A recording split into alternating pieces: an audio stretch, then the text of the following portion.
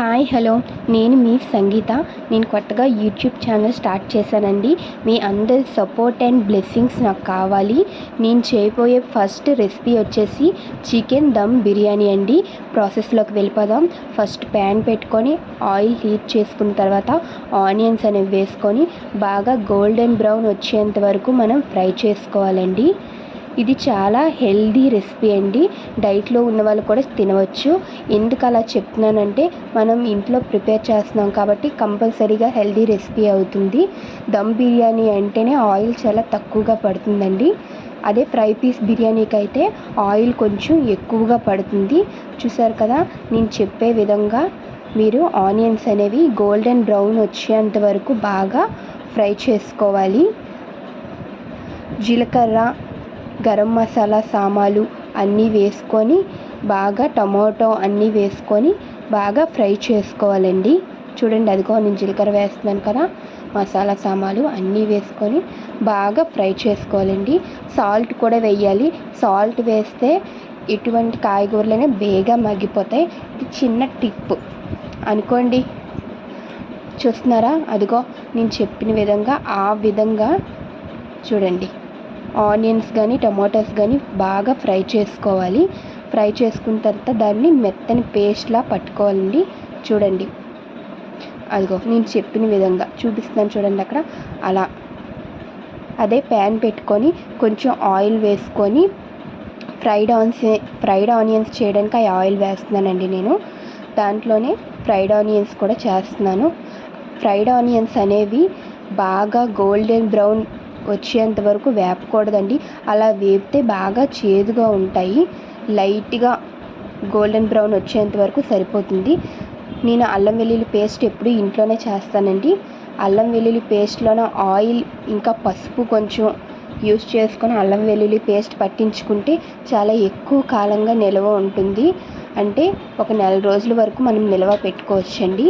చూడండి, chicken magnet చేస్తున్నాను. Lemon వేస్తున్నానండి.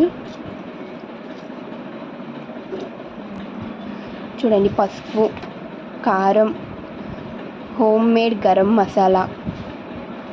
ఈ రెసిపీ కూడా నేను పెడతానండి. హోమ్ మేడ్ గరం మసాలా, ధనియాల పొడి, అల్లం వెల్లుల్లి పేస్ట్, మనం ముందుగా పేస్ట్ తయారు చేసుకున్నాం కదండి, ఆ పేస్ట్ కొంచెం, సాల్ట్, ఆయిల్, ఆనియన్స్, కరివేపాకు ఇవన్నీ కలిపి చికెన్కి బాగా పట్టేటట్టుగా మనము కలుపుకోవాలండి. కలుపుకొని ఒక గంట సేపు అనేది మనం దానికి రెస్ట్ ఇచ్చామంటే బాగా జ్యూసీగా చికెన్ అనేది బాగా ఉడుకుతుంది.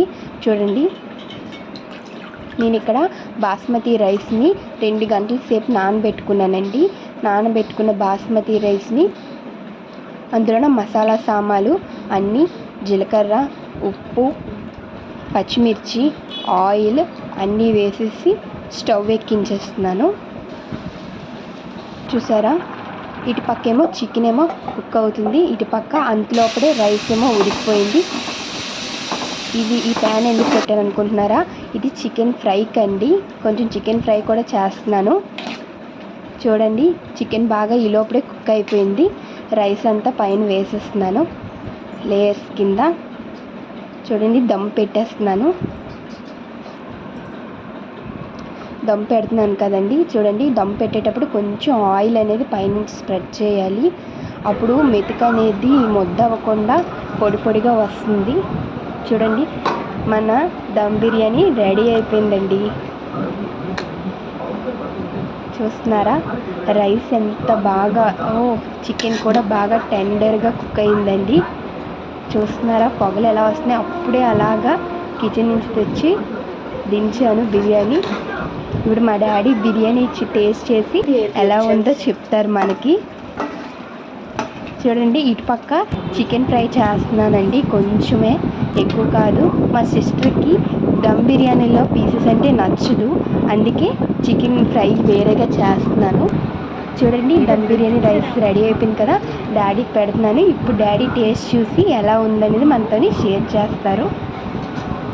మీకు కనుక నా ఛానల్లో వీడియోస్ నచ్చినట్లయితే ప్లీజ్ ఫాలో టు సబ్స్క్రైబ్. చూడండి డాడీ వెంటనే టేస్ట్ చేసి చాలా బాగుంది, సూపర్గా ఉందని చెప్తున్నారు. థ్యాంక్ యూ సో మచ్ అండి.